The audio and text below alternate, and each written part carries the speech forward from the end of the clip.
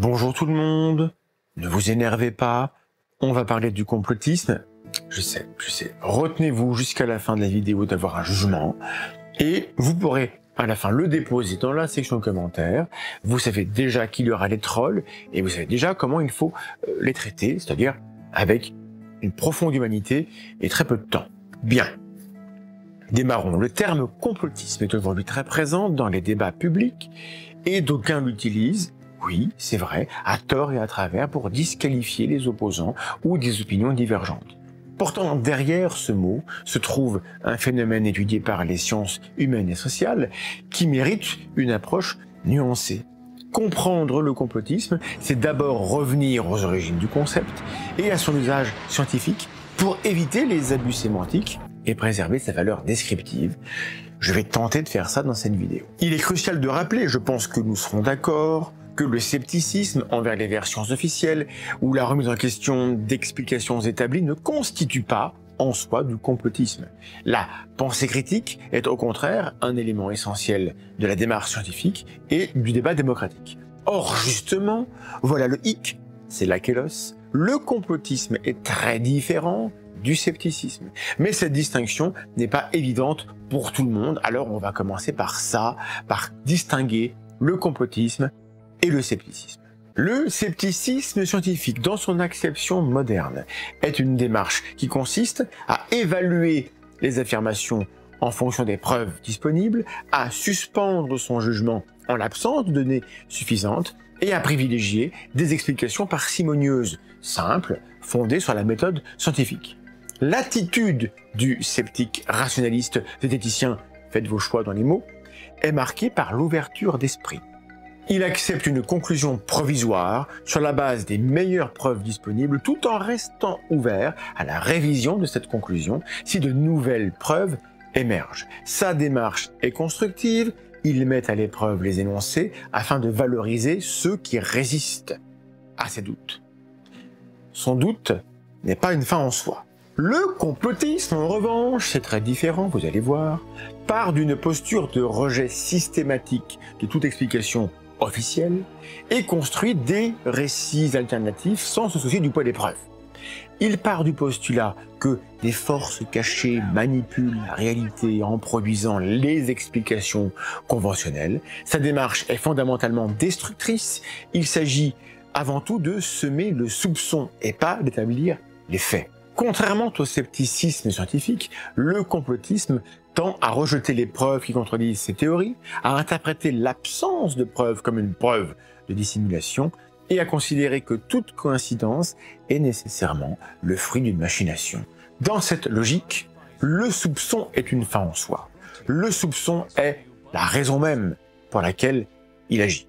Cette différence méthodologique fondamentale explique pourquoi le complotisme, malgré ses prétentions à la pensée critique, aboutit systématiquement à des positions plus dogmatiques et moins fondées que celles qu'il prétend combattre. Le complotisme est un concept scientifique. Le mot complotisme a très vite endossé une connotation péjorative, mais sa principale fonction n'est pas de vexer les gens. Alors ne nous fâchons pas. Le terme trouve ses racines dans les travaux de l'historien Richard Hofstadter, qui dans les années 1960 développe le concept de style paranoïaque en politique américaine. Les chercheurs contemporains préfèrent souvent parler de mentalité complotiste, soulignant qu'il s'agit moins d'une idéologie que d'une disposition cognitive et d'un mode de pensée particulier.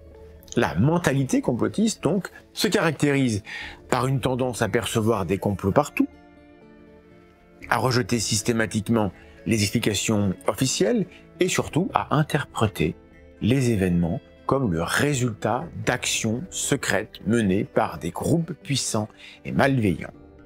C'est la définition. Dans son acception scientifique, le complotisme ne se réfère pas à la dénonciation légitime de conspirations réelles, mais à une tendance cognitive et sociale à expliquer des événements complexes par des conspirations cachées, sans preuve solide. J'ouvre une parenthèse là pour dire un truc d'une profonde banalité. Vous allez voir, vous êtes prêts? Les complots, ça existe. Mais les orang-outans aussi. Et si quelqu'un se met à voir des orang-outans partout, eh bien le contredire ne revient pas à nier l'existence de l'espèce. Vous le savez déjà, vous le comprenez bien, et donc cette parenthèse est déjà fermée. Pour essayer de comprendre ce qui se passe lorsque quelqu'un adhère aux théories du complot, on peut commencer par interroger la psychologie sociale et la psychologie cognitive. Alors faisons ça. Une dimension psychologique et cognitive. Le besoin de contrôle et de compréhension face à un monde perçu comme chaotique et menaçant peut inciter tout le monde à adhérer à des explications simplistes mais rassurantes. La religion n'est pas là par hasard. Or, les théories du complot offrent une narration qui paraît faire sens et une explication globale à des événements disparates. C'est un produit cognitif qui peut s'avérer très séduisant. Mais tout le monde ne réagit pas de la même manière. La mentalité complotiste se caractérise par plusieurs traits identifiés par la recherche. Alors d'emblée, je précise, je prends la précaution de rappeler que de tels résultats ne permettent pas de tirer des conclusions sur un individu, mais servent à apprécier les contours d'un phénomène et quels sont les facteurs les plus directement impliqués dans sa genèse. Je ne vais pas ici donner mon avis personnel, je vais énoncer ce qui vient de la littérature scientifique. Il y aura les sources en bas de l'écran, vous pourrez aller tout vérifier et vous pourrez me contredire avec vos propres sources si jamais j'ai dit une bêtise ou manqué de nuances. On démarre. 1. Les complotistes ont tendance à privilégier une pensée intuitive au détriment d'une pensée analytique et rationnelle. C'est pour ça qu'il y a un hiatus entre complotisme et pensée critique. Mais ça, vous le verrez tout seul. Il ne s'agit pas d'un choix délibéré, bien sûr, on parle de style cognitif, c'est un mode de fonctionnement. Ils éprouvent, plus que la moyenne, un sentiment d'être spécial, d'avoir une relation privilégiée au réel. Un désir élevé de certitude et d'explication définitive peut inciter à adopter des théories complotistes qui offrent des récits, généralement, simples et apparemment cohérents face à l'incertitude. C'est l'inverse de ce qu'on appelle l'actively open-minded thinking, c'est-à-dire la pensée activement ouverte, dont on a montré qu'elle protège contre la pensée complotiste. Les complotistes manifestent une forte méfiance envers la science, les gouvernements et les institutions. C'est même souvent par là que ça commence. On a souvent évoqué le fait que les complotistes éprouvaient un rejet du hasard plus prononcé que le reste de la population. Car il est vrai que cette dénonciation du « comme par hasard » fait partie de leur manière de parler, on la retrouve souvent. Mais une étude de 2015 a remis ça en question. Et donc, on ne peut pas dire aujourd'hui qu'il s'agit d'un trait établi. D'autres résultats montrent un lien, mais c'est extrêmement faible. Donc, le rapport au hasard ne constitue pas un trait qui permet de décrire, de qualifier ou de quantifier le complotisme. Une corrélation a été observée, en revanche, entre les croyances complotistes et des traits de personnalité tels que la paranoïa ou la schizotypie. C'est la tendance à percevoir des connexions inhabituelles entre les événements. Il s'agit de traits détectés dans la population générale et donc pas de cas pathologiques en soi, même si cela peut constituer une prédisposition. Je redis donc tout de suite que ça ne veut pas dire que les complotistes seraient des fous, ni qu'il y a un lien de causalité entre adhésion et pathologie, mais la corrélation existe et elle est solide. Ensuite, la mentalité complotiste est associée à différentes formes de narcissisme liées à un déficit d'estime de soi. Enfin, et cela peut être lié au dernier paramètre, les personnes qui se sentent marginalisées ou impuissantes face aux structures sociales ou politiques ont une plus grande probabilité de trouver un réconfort psychologique dans les théories complotistes. Tout cela peut ressembler à un portrait à charge, je le conçois, mais c'est le résultat des travaux de recherche dont vous pouvez vérifier les sources. Si la science nous disait que les complotistes sont plus intelligents que les autres, plus altruistes, ou en meilleure santé mentale, ou ont une meilleure haleine que tout le monde, eh ben ça figurait dans mon résumé, et si ça ne figure pas dans mon résumé, il y a des raisons. Tous ces traits vont jouer de manière plus ou moins forte en association avec les biais cognitifs que les complotistes partagent avec tout le monde. Bonne réponse, avec vous, avec moi, on est tous proches des complotistes parce que, en plus de tout cela, nous sommes sensibles aux biais de confirmation, à la validation subjective, aux biais d'agentivité, aux biais du survivant, aux biais en deux groupes, aux biais de proportionnalité, à l'escalade d'engagement, etc., etc. Ces notions, ces biais, vous les trouverez traités dans des contenus zététiques sur la tronche en biais et dans mes livres. Achetez-les et abonnez-vous. Merci. Évidemment, les explications psychologiques que je viens de donner n'épuisent pas le réel. Il y a d'autres dimensions dans le phénomène et on va les voir également. Le complotisme est aussi un phénomène politique. Complotiste, hein? Théorie du complot!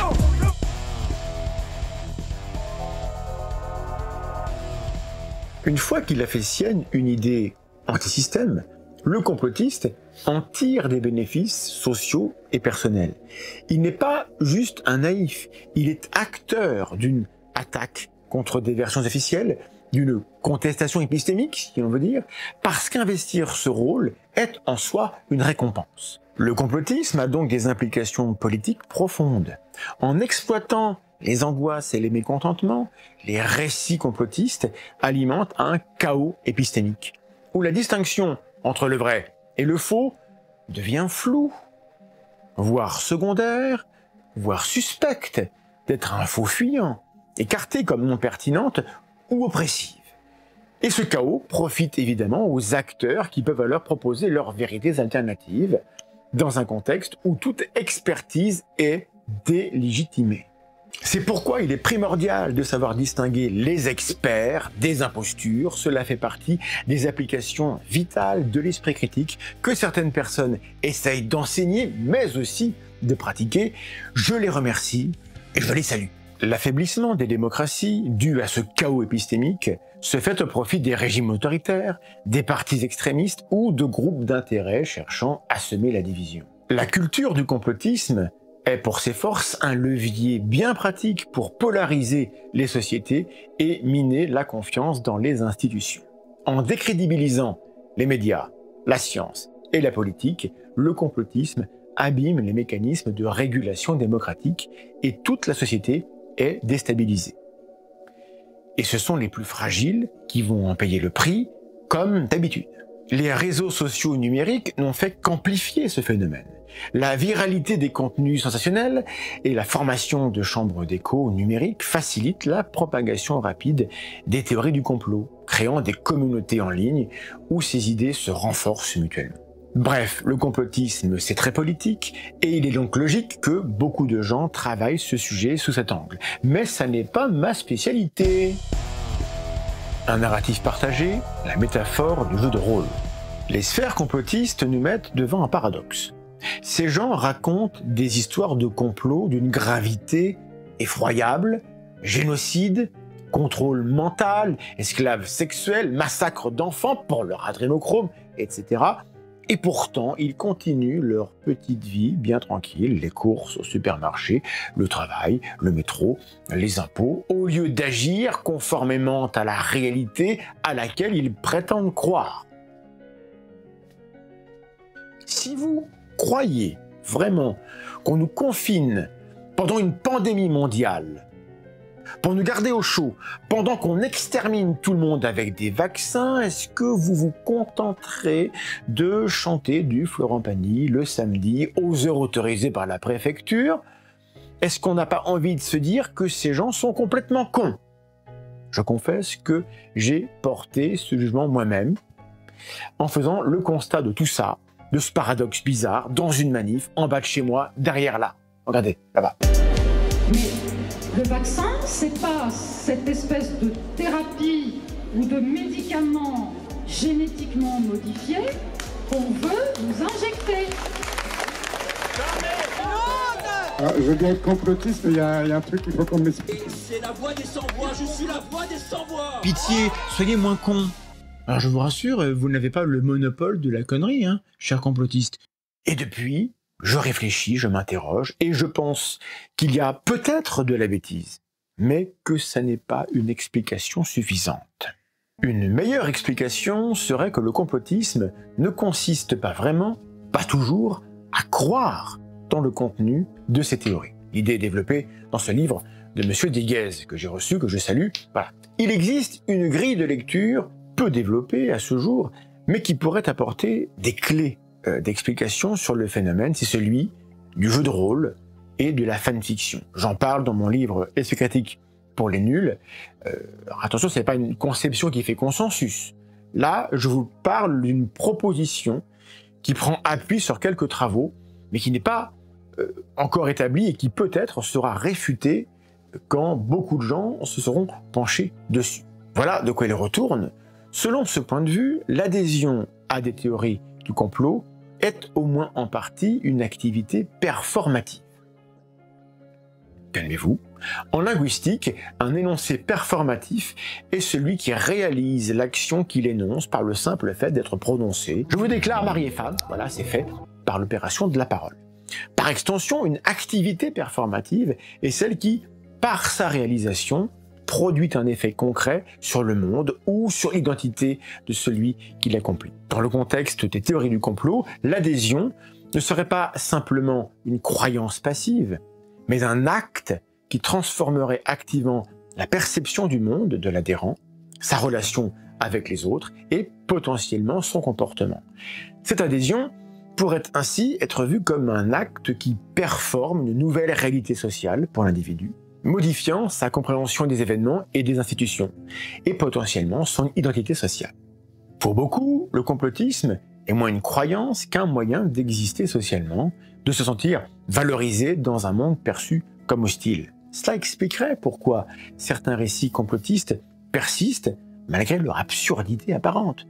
Le phénomène QAnon, apparu lors du premier mandat de Trump, a multiplié les prophéties erronées, les annonces ineptes, sans perdre d'adhérents qui continuaient machinalement à partager un récit incohérent, mais qui représentait une forme d'espoir, la promesse d'un grand dévoilement, d'une justice implacable.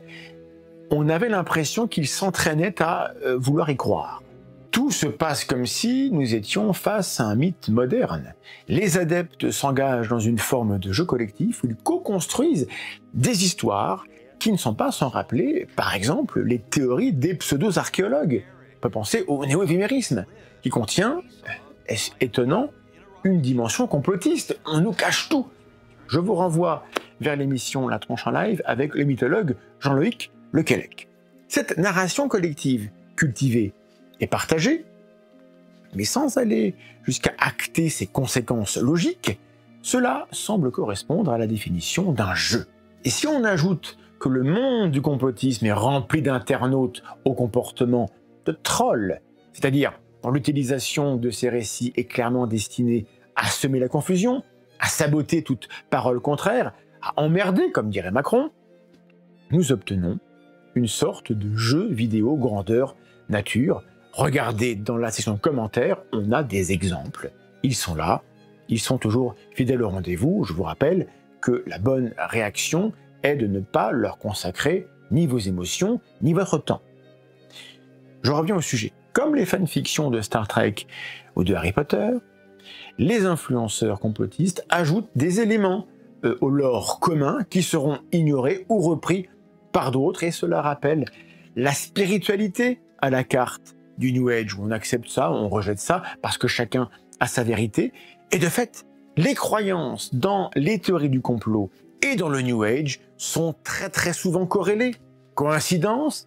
Eh ben je ne crois pas, en fait ça porte déjà un nom, c'est la conspiritualité, ça n'est pas un scoop, on le sait depuis longtemps. Un mot à bannir ? Comme je le disais en début de vidéo, dans le débat public, le mot complotisme est parfois galvaudé, utilisé pour discréditer des critiques légitimes ou des positions minoritaires. Cet usage abusif crée un piège sémantique. En qualifiant hâtivement de complotiste toute personne contestant une version officielle ou émettant des doutes, on a en fait un marqueur de polarisation qui devient en lui-même un casus belli, une injure.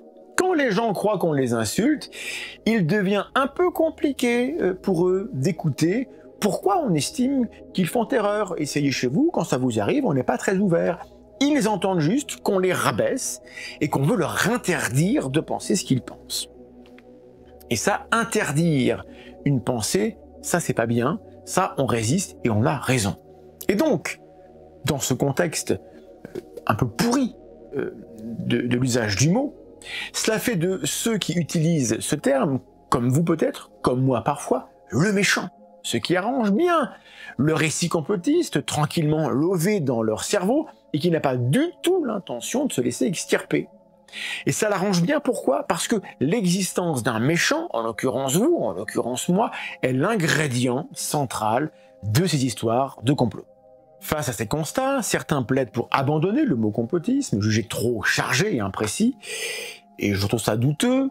Il suffit de songer que le mot raciste dérange une bonne partie de ceux dont les idées et attitudes correspondent à sa définition, et pourtant nous en avons besoin. Et le malaise que ressentent ces gens fait un peu partie du projet commun de nous rendre tous plus tolérants. C'est pas une mauvaise nouvelle que les gens soient un petit peu vexés quand on dit qu'ils sont racistes. Ça les aide à se rendre compte qu'il y a un problème. Le complotisme, en tant que concept, est un outil imparfait, évidemment, mais il reste utilisé par les chercheurs qui s'attellent à comprendre un phénomène complexe à la croisée de la psychologie, de la sociologie et de la politique, et qui représente un danger pour la simple existence du débat public, lequel repose sur l'importance admise par tous d'avoir un moyen de distinguer le vrai du faux afin de pouvoir choisir quel mouvement pose les bons diagnostics et propose des solutions valides. C'est d'une importance basique, et si on fout tout ça en l'air, ça va être le bordel.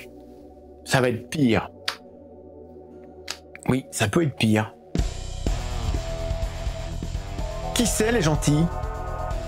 On peut considérer les complotistes comme les contributeurs d'une fiction mal fichue dont la plupart du temps ils n'arrivent même pas à être les héros. Ils ne sont pas les méchants de l'histoire. Ils sont avant tout les victimes de récits trompeurs et de ceux qui les propagent. Des dealers de satisfaction épistémique qui font leur beurre sur l'insécurité, la colère, l'angoisse, la confusion et le dégoût envers les dirigeants de ce monde. Des émotions qu'on peut comprendre, avec lesquelles on peut être en empathie.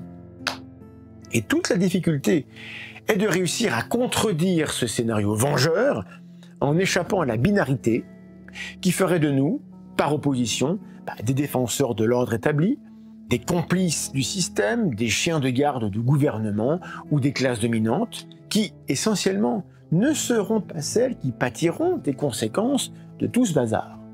Il me semble qu'avant d'espérer déjouer la mécanique implacable du complotisme, il faut commencer par désamorcer la bombe polarisante de la binarité qui range les gens dans les camps des méchants ou des gentils. Ça demande beaucoup d'efforts, de l'humilité, de la patience, du calme, et il peut être utile à cette fin, il peut être vital même, de s'entraîner avec les outils de la pensée critique. Et je n'ai rien à vous vendre en particulier. Les contenus qui font la promotion de tout cela sont disponibles, ils sont gratuits, ils existent pour vous parce qu'on a besoin, tous, que tout le monde en prenne connaissance et les utilise. Et les gens, en commentaire, vous allez voir, vont gentiment partager les titres et les références des meilleures ressources que vous pouvez consulter parce que ces gens, en fait, ils sont gentils, comme par hasard. Merci d'avoir regardé cette vidéo, partagez-la si vous pensez qu'elle est utile, ne vous fâchez pas en commentaire, merci pour le soutien au travail de La Tronche en Biais via les liens qui sont en description. J'en ai fini, faites attention aux idées que vous acceptez de mettre dans votre tête, et si c'est votre truc, des bisous, mais attention au rhume. Attention au rhume quand même, à bientôt.